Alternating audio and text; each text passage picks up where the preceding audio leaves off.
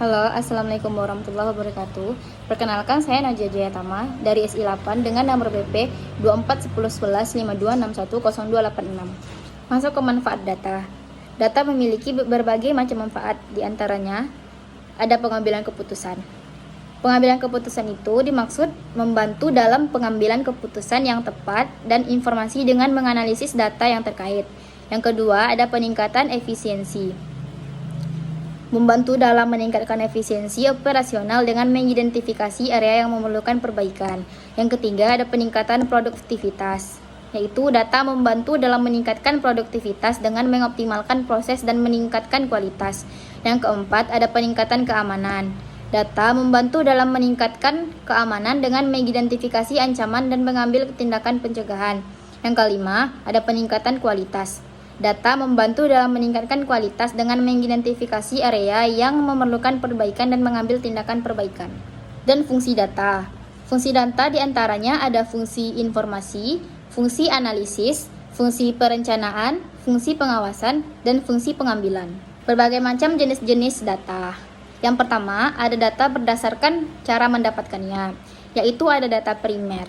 Data yang dikumpulkan langsung dari sumbernya melalui pengamatan, survei, eksperimen, atau wawancara. Contohnya, ada data penjualan.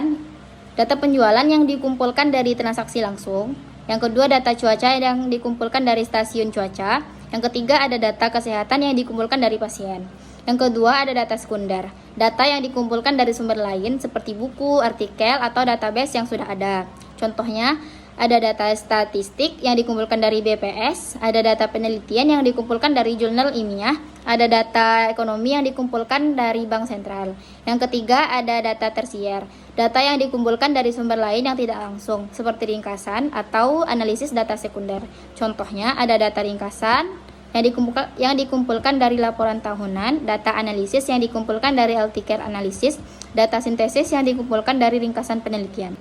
Jenis data berdasarkan sumbernya. Yang pertama, ada data internal. Contohnya, data penjualan yang dikumpulkan dari transaksi langsung, data produksi yang dikumpulkan dari proses produksi, data keuangan yang dikumpulkan dari laporan keuangan. Yang ketiga, data eksternal. Data yang berasal dari luar organisasi atau perusahaan. Contohnya, data pasar yang dikumpulkan dari survei pasar, data konsumen yang dikumpulkan dari survei konsumen, data ekonomi yang dikumpulkan dari bank sentral. Selanjutnya, ada jenis-jenis data berdasarkan waktu pengambilan, yaitu ada data cross-section. Berikutnya, ada jenis-jenis data berdasarkan waktu pengambilan.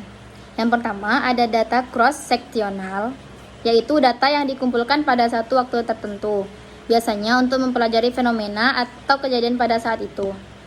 Yang kedua, ada data time series, data yang dikumpulkan secara berkala dalam jangka waktu tertentu, biasanya untuk mempelajari pola atau tren dalam waktu. Yang ketiga, ada data panel. Data yang dikumpulkan dari sampel yang sama dalam jangka waktu tertentu, biasanya untuk mempelajari perubahan atau dinamika dalam waktu. Yang keempat, ada data retrospektif.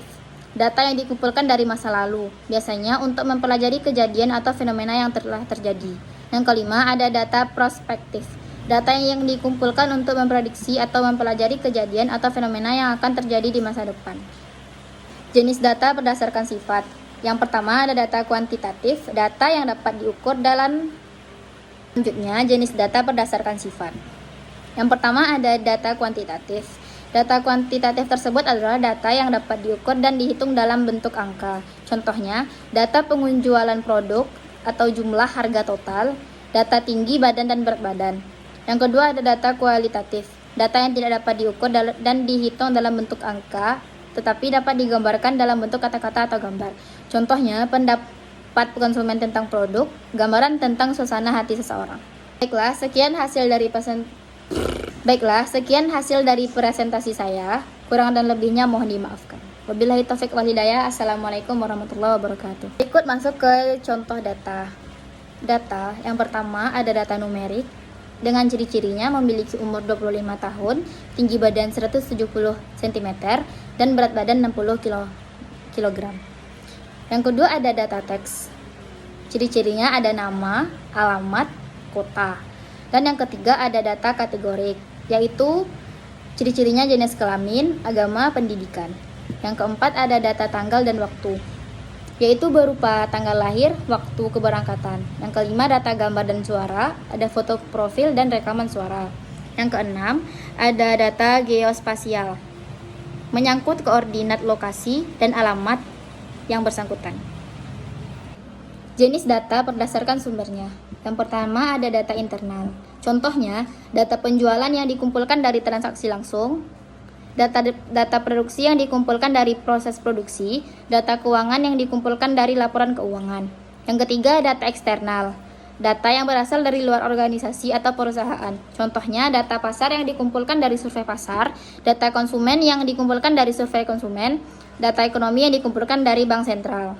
Akan menjelaskan tentang pengertian dan jenis-jenis data. Pengertian data yaitu sekumpulan fakta atau informasi yang dikumpulkan, direkam, dan disimpan dalam bentuk yang dapat dibaca dan diproses oleh manusia atau mesin. Data dapat berupa angka, teks, gambar, suara, atau video. Contoh data. Yang pertama,